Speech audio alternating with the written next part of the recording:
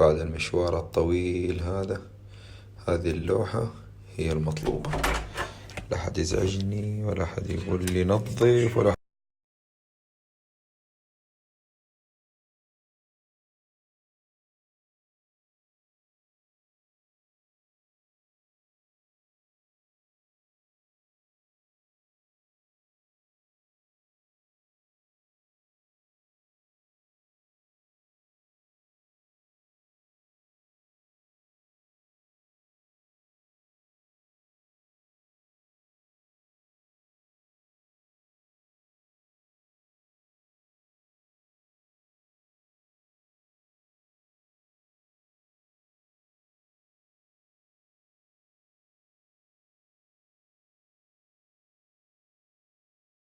الله لا يحرمني منك يا ام ربيع، حبيبتي الوالدة. جابت لي هذه هدية، قالت لي انت سفراتك وبعض الأحيان اشوف سناباتك حوايجك مكرمشة.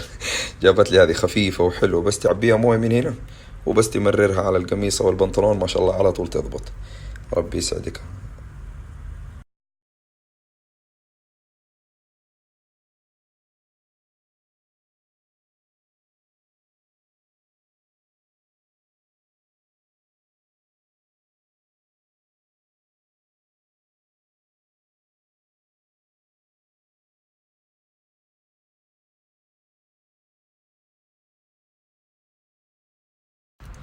هلا والله، مساكم الله بالخير. بعد ما ارتحنا والحمد لله نعطيكم نبذة كده مختصرة سريعة خفيفة ظريفة عن كوسوفا. كوسوفا تعتبر من أواخر الدول التي ظهرت في العالم. ليه؟ لأن ما لا غير تقريبا 11 سنة 2008 أصبح في دولة اسمها كوسوفا. أول كانت إقليم تابع لصربيا، ثم بعد ذلك إقليم كان تابع ليوغوسلافيا، قبلها كان إقليم تابع للدولة العثمانية، لكن استقرت واستقلت في 2008. هذه الدولة تحدها صربيا، مقدونيا، ألبانيا، الجبل الأسود. هذا كده باختصار شديد. مساحتها 10,000 كيلومتر مربع، صغنطوطة حليوة، 5 6 7 أيام بالكثير تكون مخلصها من شمالها لجنوبها وشرقها وغربها. عدد سكانها ما يتجاوز 2 مليون. الشيء الجميل في هذه البلد والمميز 96% منهم مسلمين، وهذا شيء جميل وإحنا ملاحظينه من أمس، شيء مريح في البلد حقيقة.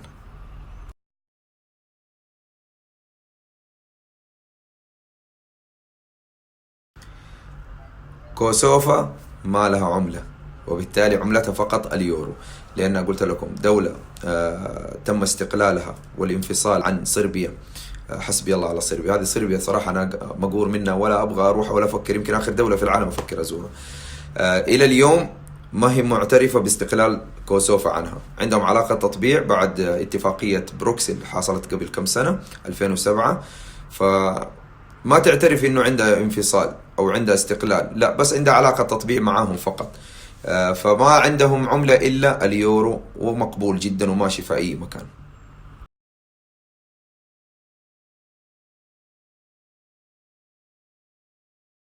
هي تسمى عالميا كوسوفو، لكن الكوسوفيين يحبوا يطلقوا عليها كوسوفا. وكانوا العثمانيين لما جو هذه المنطقة سموها قوصوة. وكوسوفا تعني باللغة الصربية، حسبي الله على الصرب، تعني الطائر الأسود.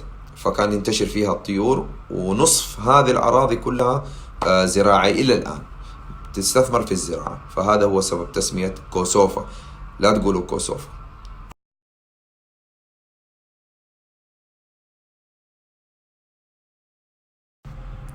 النقاب والحجاب هنا مسموح، ما في أي مشكلة. حتى في عندهم مدينة اسمها بريزرين، أهلها كلهم سبحان الله حتى أخذين الثقافة العثمانية والثقافة التركية. الحجاب والنقاب هنا ما عندهم أي مشكلة معاه. بالنسبة للأمن، البلد آمنة ورايقة، وعندهم سلام عجيب. الشعب الكوسوفي قرأت عنه كثير، الآن بننزل ونعاشوا عن قرب إن شاء الله، برضو كمان تعيشوا معانا الفيلم والوضع.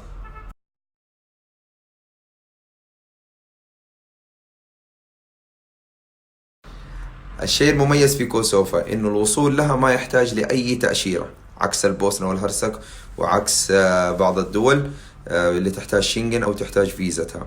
دخول طول العام بدون تأشيرة. يلا يلا لحظات.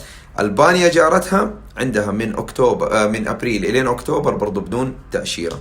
والخطوط اللي توصل لها أفضل خطوط توصل اللي هي الخطوط التركية أو خطوط بيجاسوس. اذا كنتوا جايين مثلا من السعوديه مباشره. لكن زي ما انتم شايفين، شوف امس كنا في البوسنه والهرسك، حبينا نعمل تجربه جديده ونتفرج على الطبيعه ونتفرج على الدول. اخذناها من البوسنه على الجبل الاسود، على البانيا، على كوسوفا، الى بريشتينا العاصمه.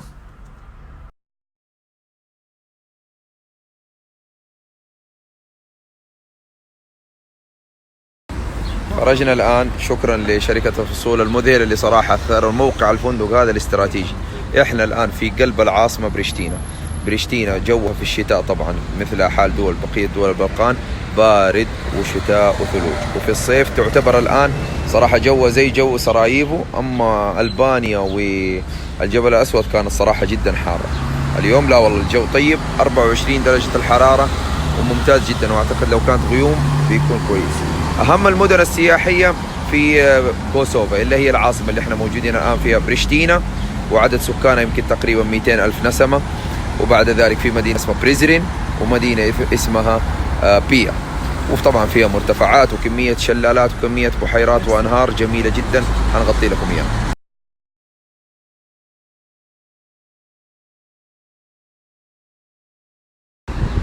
مثل ما قلت لكم إنه كوسوفا يمكن تعتبر آخر دولة في العالم تم ظهورها وتم استقلالها، فبالتالي عام 2007 سووا مسابقة على مستوى العالم عشان يبغوا يسووا علم، ففاز بالجائزة واحد اسمه معمر إبراهيمي، واختار علم كوسوفا الحالي، لكن تم عليه بعض التعديلات، بدل 5 نجوم خلوها 6 نجوم، واجروا عليه تعديل طفيف. وشيء طريف إنه كان يعتبر هذا آخر علم في دول العالم. بسبب النوم العميقة طبعا فاتنا فيها الفطور ولا حسافة عليه أصلا، فاجينا هنا نتغدى إن شاء الله، فهو فطور غدا. فالمطاعم في كوسوفا من أكثر من شخص سمعت عنه، ادخل ولا يهمك أحد، لأنه أغلب شيء مطاعم الحمد لله حلال. والشيء الثاني تقريبا نفس الطعم بحكم الثقافة التركية والعثمانية، الكفتة والسلطة والشاورما والبيتزا كله موجود. فوقفنا ودخلنا عند هذا جنب الفندق ونقول بسم الله ونوريكم الأسعار الآن.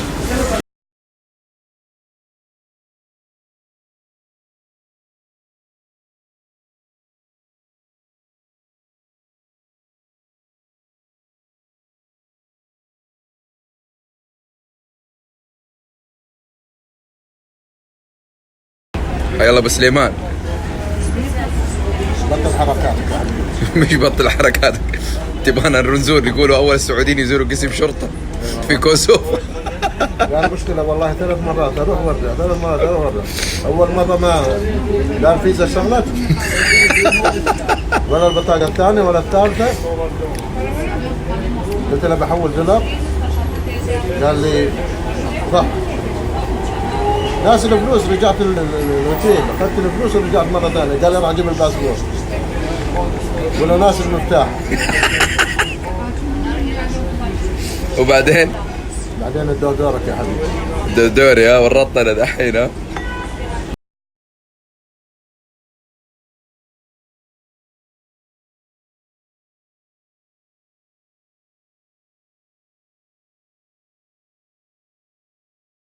طبعا لا حياة بدون انترنت. الآن جينا بناخذ شرايح الجوال، وهذه أفضل شركة اتصالات في كوسوفا، إبكو.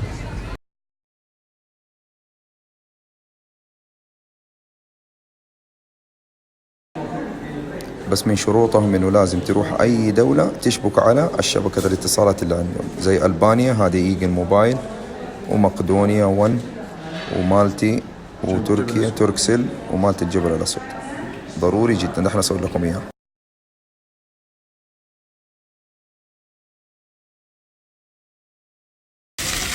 وصلنا إلى أولى معالم بريشتينا السياحية، من أمام هذه النافورة ومن أمام مسرح الدولة. هذا هو تعتبر هذه ساحة أو ممشى البوليفارد أو ماما تريزا كما يحبون يقولوا له. هذا ممشى طويل يمكن حوالي 500 متر إلى نص كيلو أو إلى كيلو، عبارة عن كافيهات ومطاعم وأسواق ومولات وجلسات شغال ليل نهار، يعني تقريبا زي شارع نظامي وشارع الاستقلال في تركيا وشارع نظامي في أذربيجان. صراحة مرينا منه عجبني. كما خبرتكم أن كوسوفا كان حالة مثل بقية دول البلقان، أنها هي تعتبر إقليم للدولة العثمانية، ولكن أيام الاشتراكية والشيوعية اليوغوسلافية كانوا هنا في مسجد ودمروه وخلوا هذا مسرح للدولة، حسبي الله عليهم. ولكن بعدين لما جو يحفروا كانوا بدوا يسووا المنطقة هذه، لقيوا آثار ولقيوا أنقاض مواضع زي حقت المساجد، فعرفوا أنه كان هنا في مسجد، فخلوا المواضع هذه شاهد عيان أنه هذه المنطقة، ووجدوا اسم حتى اللي بنى المسجد. ولكن للأسف قد فات الأوان وتهدم المسجد وفضل المسرح كما كان.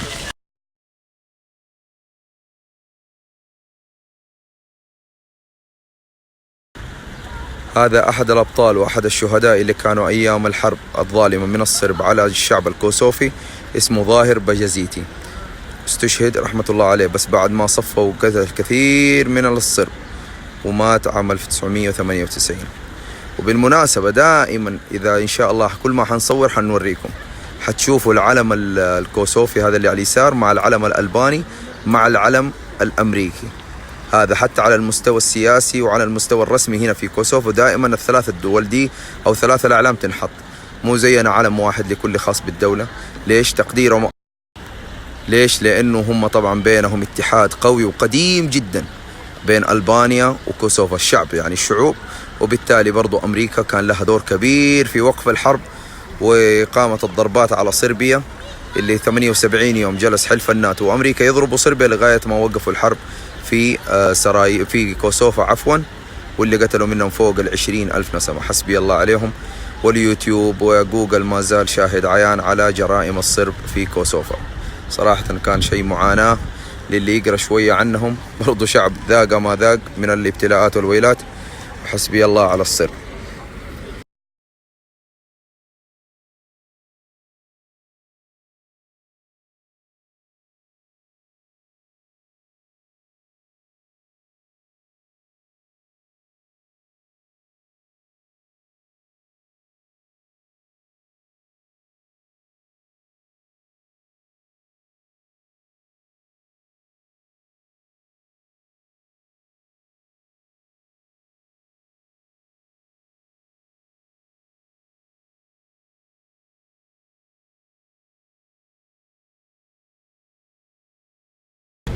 والآن كمان برضو بناخذ جولة ثانية. بسم الله الرحمن الرحيم. طالعين بالسيارة، وهذا فندق بوليفار الممشى، صراحة موقع خيالي.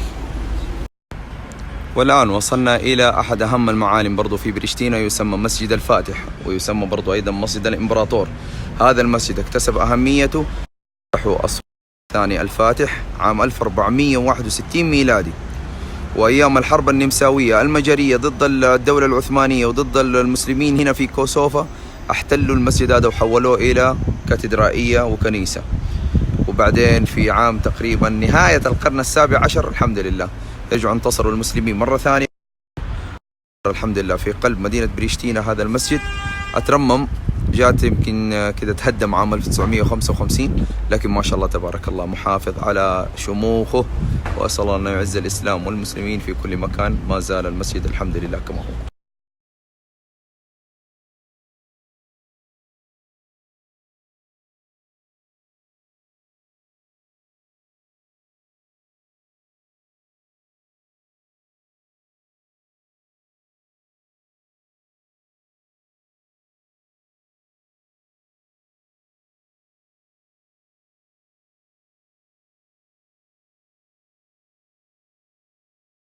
وبجوار مسجد الفاتح يوجد هذا البرج اللي يسمى برج الساعة، أو كما يسمون الكوسوفيين الساعة، سداسي الشكل، طوله 26 متر. بناه واحد من الوالين اللي كانوا في كوسوفا في بريشتينا اسمه يشر باشا. ليش بنى هذا البرج؟ فقط عشان يوري الناس مواعيد الصلوات ويقفلوا المحلات التجارية وقت الصلوات. وسبحان الله جلس بحريقة، طبعا انبنى هذا في نهاية القرن ال19، لاحظوا، وجلس ما شاء الله محافظ على شكله ألين كانت في ساعة سرقوها عام 2001، وبعدها ركبوا هذه الساعة وصارت شاهدة عصر ما شاء الله تبارك الله من ذاك التاريخ.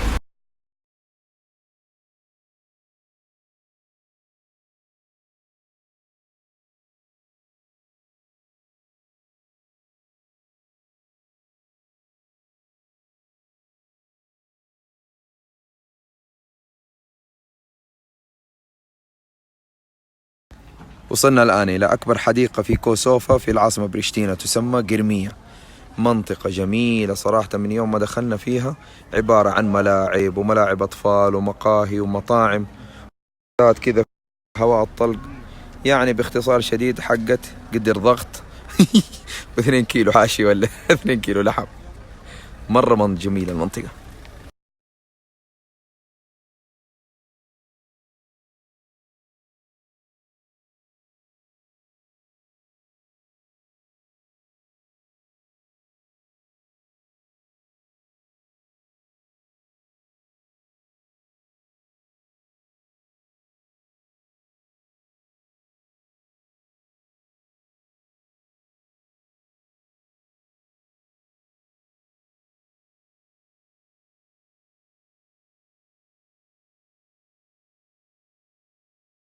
حبيبنا عايد، ما شاء الله. شكرا على الاستقبال الجميل هذا الله يسلمك. وهذا المكان الرائع. والله تستاهل اكثر بعد، وراح نشوف اكثر بعد ان شاء الله. ان شاء الله طبعا، هذه ما هي الا ان شاء الله على قولهم اول الغيث قطره. إيه بإذن الله. بس شوف ترى قدر الضغط وحشني. ايه قريب ان شاء الله. الصوت وحشني. انت عندك ما شاء الله عزبه الله كامله يرحمه. وعندك إيه بيت شعر. موجوده ان شاء الله موجوده. ايوه الله دخيلك يسلمك. ترى. ايه ان شاء الله ما عليك. الله يعطيك العافيه.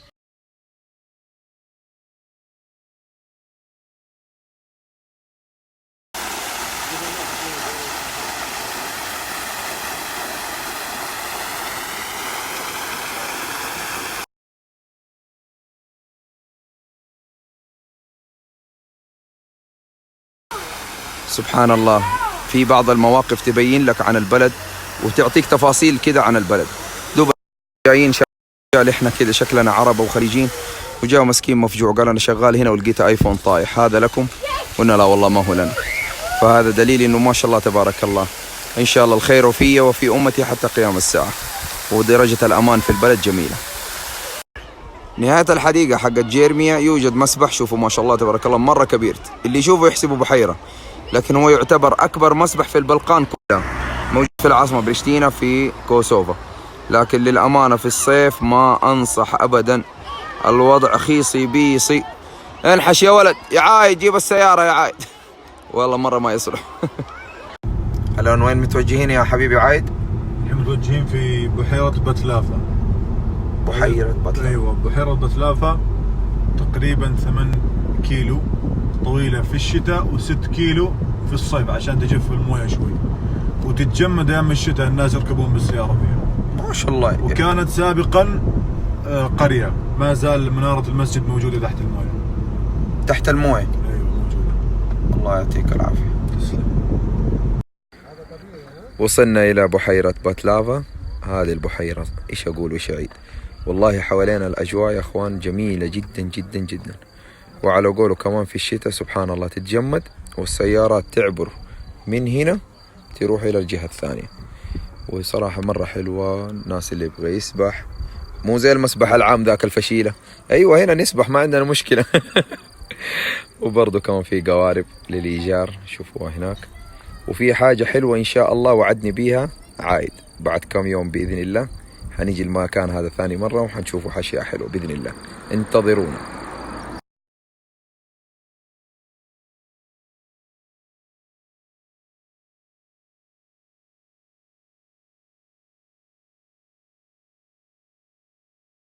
وعلى حسب ما فهمت من عايد إنه هذه المنطقة أصبحت محمية طبيعية من الحكومة، ممنوع أي أحد يسوي فيها أي مشروع. المطاعم حولوها، كانت هنا لكن حولوها شوفوا إلى الجهة المقابلة. والله المكان يقول بالله تكفى، تعالوا اكرموني بجلسة وخذوا فنجان قهوة وشاي على المطل هذا الجميل حق البحيرة ونبشر.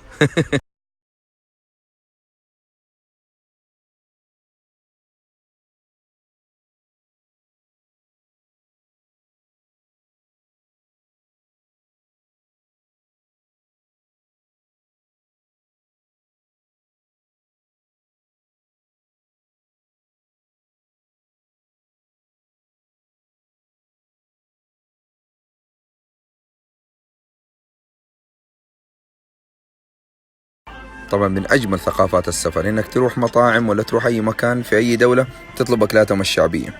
قلت لي يا الشيخ عايد هات يا حبيبي إيش طلبت لنا؟ هذه إيش اسمها؟ هذه اسمها موز.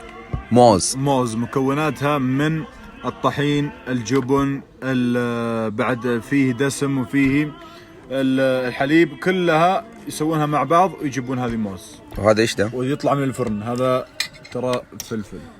فلفل يا حلاوتك. وهذه السلطة، وهذه كده والله شيء كده زي المش بس لذيذ. مقبل.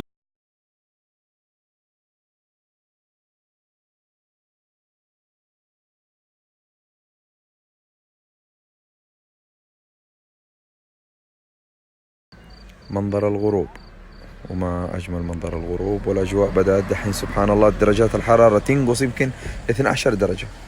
أبو سليمان والله راحة ما من بعدها راحة، سبحان الله، راحة نفسية بالذات الهدوء، مثل البوسنة والهرسك. اي والله.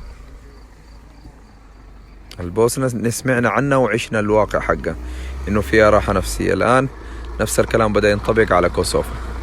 شوفوا كيف على إطلالة البحيرة الجميلة هذه. هذا الشيء المميز اللي وجدناه أيضا في كوسوفا. هذا مسجد يسمى مسجد الشهيد. وشوفوا كيف بصمة الحمد لله المملكة العربية السعودية واضحة فين وصلت. هدية من المملكة العربية السعودية من اللجنة السعودية المشتركة لإغاثة كوسوفا. طبعا هذا بعد الحرب اللي صارت في عام 99. هذا مسجد الشهيد، ما شاء الله تبارك الله. اللهم اجعل يا رب إسلامنا شامخ.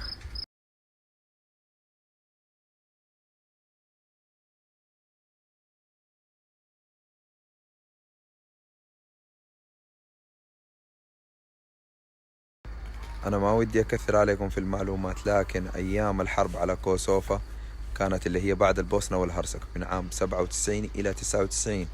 يمكن الكثير الآن يفتكر بالذاكرة شوية إنه كوسوفا ارتبط اسمها بالحروب، ونالها ما نالها من الله المستعان من الصرب، حسبي الله عليهم. فكانت الإغاثات ولله الحمد من السعودية والأمارات، وبالذات من الأمارات. ترى كان موقف جدا جدا مشرف.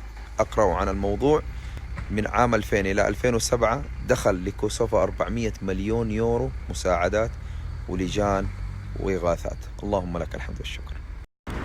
وصلنا الآن إلى ألبي مول. هذا المول ما شاء الله تبارك الله الذي يعتبر أكبر مول في منطقة البلقان عموما بين الدول الخمسة والست. ما شاء الله كبير. وهذه المواقف السيارات الآن بناخذ جولة فيه، الماركات العالمية والمطاعم، ونسوي فيه له جولة ونوريكم إياها. هذا أعتقد حيعجب فقرة قسم العوائل. هذه فقرة العوائل الآن.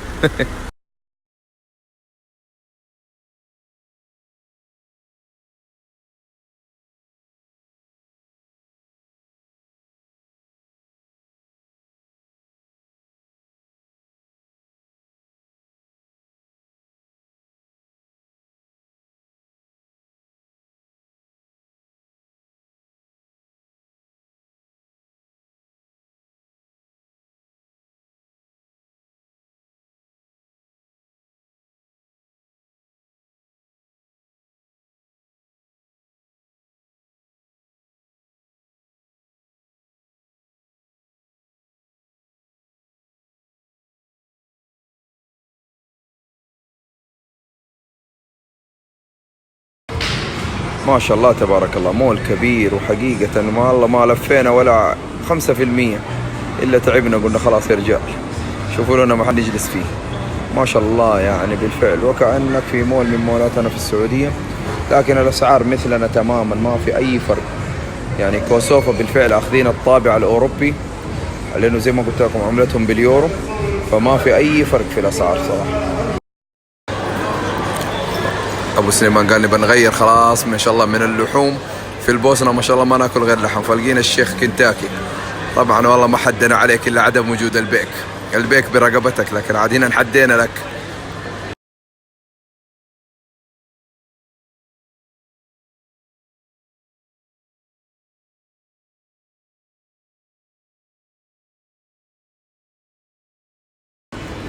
الصرافات وبطايقنا مقبولة في كوسوفا كلها، ما عندكم أي مشكلة سواء الفيزا ولا بطاقة مدى.